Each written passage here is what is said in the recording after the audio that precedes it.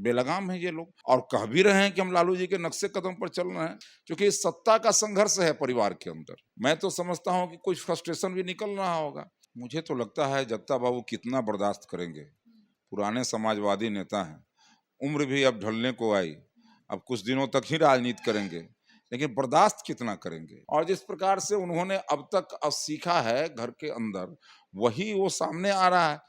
वो कहर जो बिहार की जनता ने झेला है, जातीय नरसंहार की आग में पूरा बिहार जल रहा था, फिर उसके बाद अपराध, अपहरण और अत्याचार का जो जो तांडव बिहार के अंदर हो रहा था, दिन दहाड़े लोगों की हत्याएं हो रही थी। परिवार के अंदर सत्ता जब हस्तांतरित होती है तो बड़े बेटे को होती है, तो स्वाभाविक उत्तराधिकारी तेज प्रताप जी है। और इस संघर्ष में कभी कभी मीसा भारती भी बीच में क्या कहते हैं कि ये खेल के मैदान में कूदती हैं, और कभी कभी सिंगापुर वाली जो उनकी बहन है वो भी कभी कभी इस खेल के मैदान में कूदती हैं। विपक्ष वाले बोलते हैं कि अब ये चीज हो रही है। न तो शायद ये आप देख रहे हैं द एक्टिविस्ट और मैं हूं जरीन। तेज प्रताप यादव, लालू यादव के बड़े बेटे, इन पे आरोप लगाया है रामराज ने, जो कि इन्हीं की पार्टी के हैं, आरजेडी के युवा नेता है।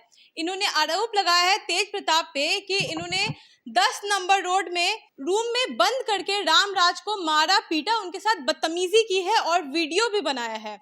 उसके बाद तेज प्रताप ने ट्वीट भी किया, और ट्वीट क्या किया है हम पहले आपको पढ़ के सुनाते हैं।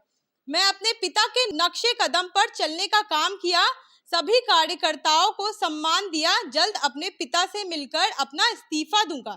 ये तेज प्रताप यादव ने ट्वीट किया है। इससे पहले भी मामला आया था कि तेज प्रताप यादव ने आरजेडी के ही नेता अनिल सम्राट के साथ भी बदतमीजी की थी। हम इस पे बात करेंगे अखिलेश सिंह से, जो कि बीजेपी के प्रवक्ता हैं। सर, आप क्या बोलेंगे इस पे? नहीं, देखिए, असल है क्या कि आरजेडी के अंदर जो कल्चर रहा है, और खासकर तेज प्रताप जी जो बचपन से जो उन्होंने सीखा है, परिवार के अंदर जो उनको जिस प्रकार की ट्रेनिंग मिली है, जिस प्रकार का प्रशिक्षण मिला है, जिस प्रकार के माहौल में रहे हैं, जिस प्रकार के वातावरण में रहे हैं, और जिस प्रकार से वो आरजेडी के नेताओं के साथ व्यवहार करते रहे हैं बचपन से, क्योंकि परिवार के अंदर इतना अहंकार था, और कुर्सी का अहंकार, सत्ता का अहंकार, परिवार उसमें इन्वॉल्व था, परिवार की ही पार्टी थी, परिवार ही पूरे सत्ता को चला रही थी। और इसी का परिणाम है कि बचपन से लेकर आज तक जिस प्रकार से उन्होंने आरजेडी के नेताओं के साथ दुर्व्यवहार किया, उसी का परिणाम है कि आज बेलगाम है ये लोग, और ये कोई नई बात नहीं है। और इस प्रकार से कार्यकर्ताओं के साथ दुर्व्यवहार करना, कार्यकर्ता किसी भी पार्टी के रीढ़ होते हैं, और किसी की बात अच्छी बुरी लग सकती है, लेकिन राजनीति में फिजिकली किसी के साथ कुछ करना या फिर उसके साथ ये करना, ये तो कहीं इसका कोई स्थान ही नहीं है। लेकिन ये तो करते रहे हैं, अब कुछ दिनों से दिख नहीं रहा था, अब फिर दिख रहा है, और कह भी रहे हैं कि हम लालू जी के नक्शे कदम पर चल रहे हैं। तो बचपन से जो उन्होंने देखा है, अपने पिता से जो सीखा है, वही वो कर रहे हैं। ये कोई आश्चर्य का विषय नहीं है। हाँ, ये जरूर है कि कई दिनों से ये जो ड्रामा था, ये जो ड्रामे में जो ये ट्विस्ट था, थ्रिल था, ये देखने को नहीं मिल रहा था। फिर से बिहार के लोगों ने देखा है। बस अच्छा, मैं क्या तेज प्रताप यादव ये सब कंट्रोवर्सी क्रिएट करने के लिए कर रहे हैं? आपने जैसे बोला ड्रामा था, थ्रिल था। कंट्रोवर्सी क्रिएट नहीं करना है। मैंने कहा कि ये उनके स्वभाव में है, और ये जिस वातावरण में पले बढ़े हैं, और जिस प्रकार से उन्होंने अब तक अब सीखा है घर के अंदर, वही वो सामने आ रहा है। थोड़ा सा ये सत्ता से बाहर थे तो खुद को कंट्रोल करने का प्रयास कर रहे थे, लेकिन कितना करेंगे, ये फिर बाहर आ गया, और इस तरह का उन्होंने जो परिवार में सीखा है वही वो कर रहे हैं, और कुछ नहीं है। और इसलिए ये कोई आश्चर्य नहीं है उन लोगों के लिए। ये उन लोगों ने जिस प्रकार से बिहार के आम आदमी के साथ जो दुर्व्यवहार किया, कार्यकर्ताओं के साथ भी कर रहे हैं।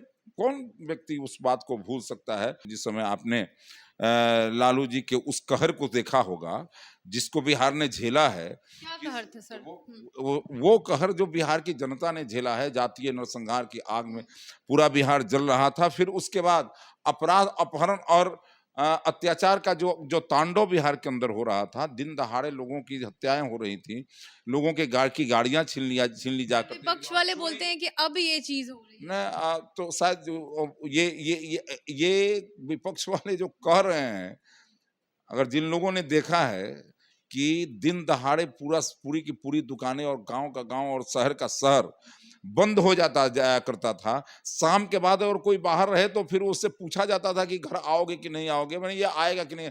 ये पूरा का पूरा तांडव जो बिहार के अंदर हुआ, अब कुछ दिनों से ये बंद है और जनता ने उनको नकार दिया है, वापस आने वाले भी नहीं हैं। हाँ, ये ज़रूर है कि इस तरह का कुछ दिनों से देखने को नहीं मिला था, फिर ये देखने को मिल रहा है, प्रकटीकरण तो हो ही जाता है। और दूसरी तरफ मैं तो समझता हूँ कि कुछ फ्रस्ट्रेशन भी निकल रहा होगा, क्योंकि सत्ता का संघर्ष है परिवार के अंदर। वही बता रहा हूँ मैं, सत्ता का संघर्ष है परिवार के अंदर, चूंकि ये परिवार की पार्टी है और परिवार के अंदर सत्ता जब हस्तांतरित होती है तो बड़े बेटे को होती है, तो स्वाभाविक उत्तराधिकारी तेज प्रताप जी हैं, लेकिन वास्तविक उत्तराधिकारी तेजस्वी यादव हैं। तो स्वाभाविक उत्तराधिकारी और वास्तविक उत्तराधिकारी के बीच आपस का संघर्ष है और इस संघर्ष में कभी-कभी मीसा भारती भी बीच में क्या कहते हैं कि ये खेल के मैदान में कूदती हैं और कभी-कभी सिंगापुर वाली जो उनकी बहन है वो भी कभी-कभी इस खेल के मैदान में कूदती हैं। तो ये सत्ता का संघर्ष परिवार के अंदर चल रहा, तो हो सकता सर है अभी पीसी हुआ था, अभी पीसी था, तो उसमें प्रदेश अध्यक्ष जो हैं वो बोल रहे थे, प्रताप यादव, वो बोल रहे थे कि जो आरजेडी के प्रदेश अध्यक्ष हैं जगदानंद, उनकी ये कॉन्स्पिरेसी है, उनका ये इसमें हाथ है। मुझे तो लगता है जगता बाबू कितना बर्दाश्त करेंगे। पुराने समाजवादी नेता हैं, उम्र भी अब ढलने को आई, अब कुछ दिनों तक ही राजनीति करेंगे, लेकिन बर्दाश्त कितना करेंगे। ऐसे समाजवादी नेता जिन्होंने समाजवाद के विचारधारा को स्वीकार करके राजनीति करना प्रारंभ किया था, आज एक परिवार के लोगों के द्वारा लगातार प्रताड़ित हो रहे हैं। देखिए, जगता बाबू जैसे लोगों के लिए उस पार्टी के अंदर उस पद पर रहना ठीक नहीं है। वहाँ वही व्यक्ति रह सकता है जो उस परिवार की चाकरी करे, जो उस परिवार की गुलामी करे, उस परिवार के अंदर उस परिवार का कर्मचारी या स्टाफ बन करके रह सके। जगता बाबू जैसे लोगों के लिए जगह नहीं है और इसलिए मैं समझता हूं कि अगर वो उस पद पर रहेंगे तो वो उनको ये सब चीज झेलना पड़ेगा और उनको जल्द से जल्द इस जगह को छोड़ना चाहिए, क्योंकि अगर उस जगह पर रहेंगे तो इसी प्रकार से बार बार उनकी प्रतिष्ठा को लोग धूमिल करते रहेंगे और इसलिए जगता बाबू क्या कॉन्स्पिरेसी करेंगे। जगता बाबू कैसे ये सब कुछ झेल रहे हैं, ये आश्चर्य का विषय है। अच्छा, तेज प्रताप ट्वीट भी करके बोले हैं कि मैं अपने पिता से मिलकर इस्तीफा दूंगा। अब वो इस्तीफा दे नहीं दे ये उनका अपना विषय है, उन्होंने जो किया उसको भी सब लोग देख रहे हैं। वो इस्तीफा दे ना दे क्या फर्क पड़ता है, जो होना था वो हुआ है। और आरजेडी का एक कार्यकर्ता, 2 कार्यकर्ता उनके द्वारा उसकी प्रतिष्ठा ली गई है, हाथापाई उसके साथ हुआ है। अब वो इस्तीफा दे ना दे ये उनका विषय है, आरजेडी का विषय, उस पर मुझे कुछ नहीं कहना है, वो जो करें। लेकिन सवाल उठता है कि अगर पार्टी है तो कार्यकर्ता और नेता के बीच कैसा संबंध होना चाहिए, ये नेता को भी पता होना चाहिए, कार्यकर्ता को भी पता होना चाहिए। वह मुझे लगता है कि वहाँ कार्यकर्ताओं को भी कार्यकर्ता होने का प्रशिक्षण नहीं होता है, नेताओं को तो नेता होने का प्रशिक्षण है ही नहीं। वो नेता कैसे होना चाहिए, नेता को कैसा बिहेव करना चाहिए कार्यकर्ता और जनता के साथ, ये भी पता नहीं है। और इसी का परिणाम है कि नेताओं का बिहेव भी गड़बड़ है कार्यकर्ताओं का। इसलिए ये कोई विषय नहीं है, इस्तीफा देना हो दे, नहीं देना होने दे, मेरे लिए ये कोई विषय नहीं। तो हमने बीजेपी के प्रवक्ता से बात किया, आपने सुना, इन्होंने कहा कि वो उनको इस्तीफा देना है, उनका आपस का है और पार्टी में नेता और कार्यकर्ता के बीच जो समझौता होना चाहिए, जो आपस में मेल विचार होना चाहिए, वो नहीं है। तो आपको ये वीडियो कैसा लगा कमेंट बॉक्स में बताइएगा। फेसबुक पे देख रहे हैं तो पेज को लाइक कीजिए, यूट्यूब पे देख रहे हैं तो चैनल को सब्सक्राइब कीजिए। शुक्रिया।